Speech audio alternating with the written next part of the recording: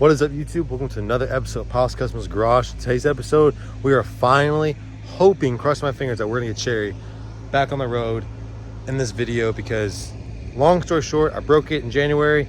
Actually, January 1st to be exact. Was not a great day to start off the new year.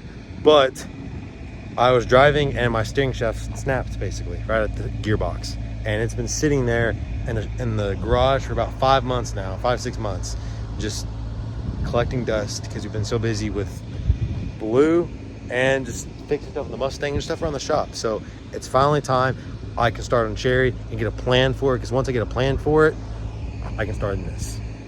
So you may be asking, how are we going to get Cherry out of the shop if it can't steer? You know, that's a great question. I have no idea either. So I'm going to set you up on a prop and we're both going to find out for ourselves.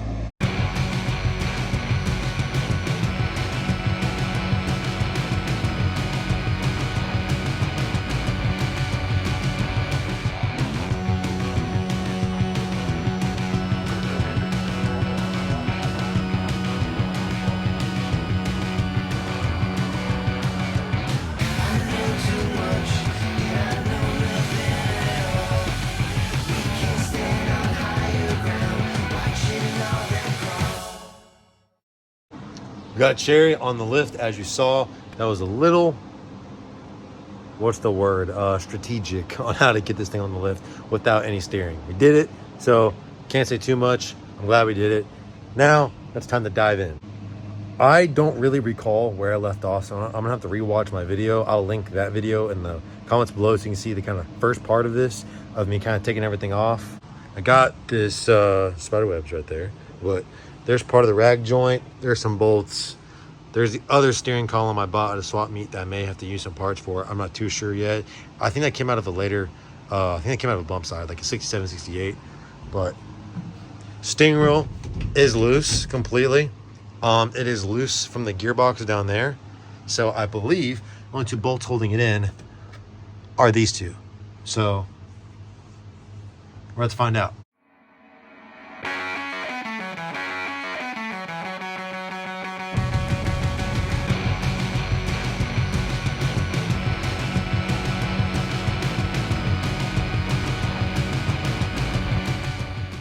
So the steering column in Cherry right now is being a little stubborn and we can't get this bolt out.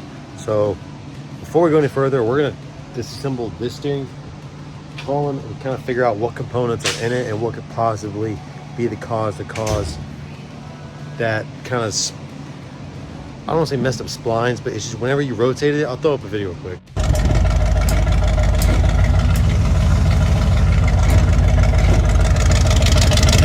Whenever you rotate the steering wheel, it just kind of clicks. And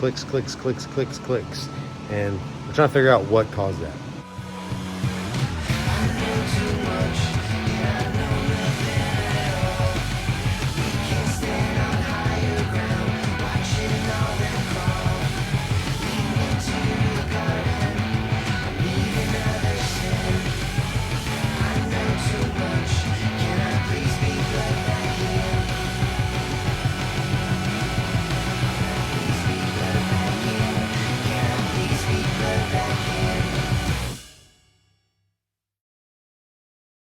All right, that was brutal trying to take the snap ring off, but got the rod out, or shaft, and as you see, this flange is fixed on this rod.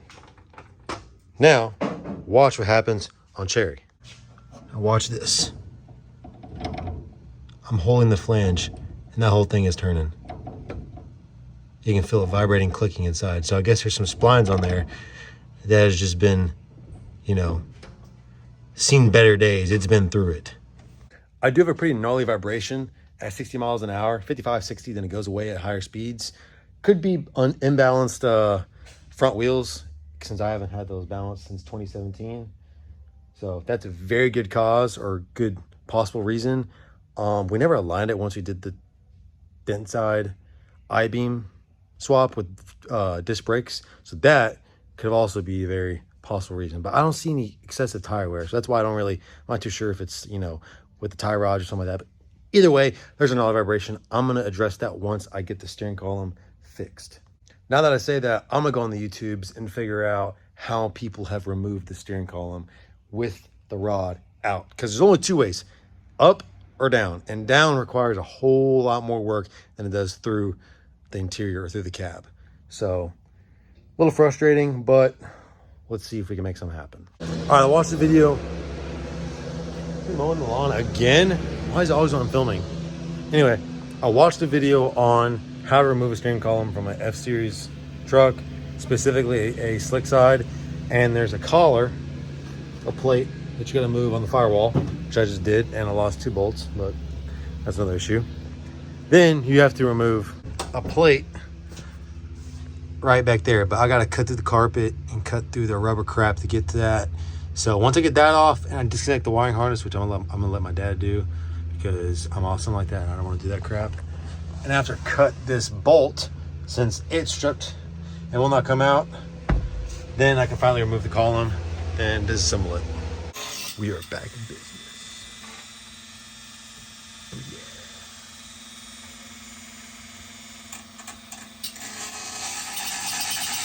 yeah. All right, well, let's come out. That is going to be our stopping point for lunch break. So let's get off lunch break, come back, disconnect the wiring, take the plate off from the firewall, pull the column out. I got the steering column disconnected. I took pictures of the couple wires that we use, these, I forget what they call it, Scotch locks, I think. I can't remember. I just call them the kind of jimmy rig machines, because these things are pretty jimmy rigged. But anyway, I put tape on where I use those. Then I also put a tape around a couple connectors that right here that we use, but majority of them pinned into this connector right there. So I took a bunch of pictures. If you do this, I highly suggest you do the same because it can get confusing. So took a bunch of pictures. Now I gotta cut the rubber back and take the bolts out. Then this thing should just slide out.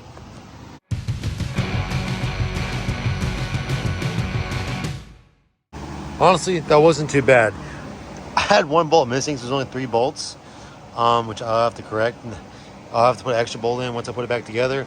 I believe they're like 5/16, so it wasn't too terribly bad. Got this tape so they all kind of stay together.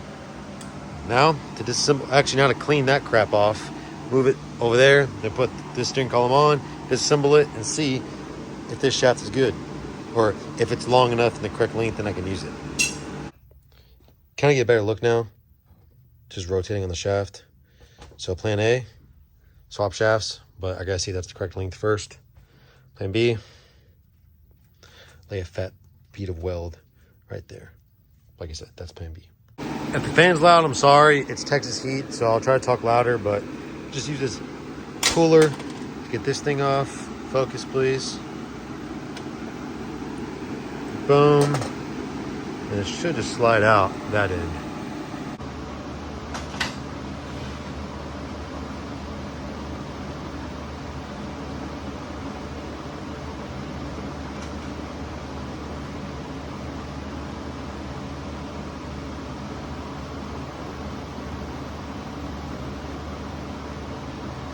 No bueno.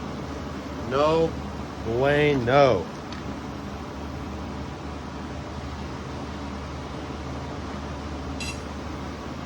Oh. Well, looks like I'm doing plan B. Yeah.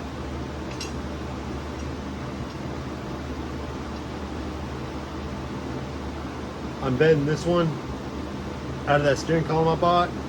It's for power steering. This one is obviously for manual steering because it came out cherry. So, right on, right on.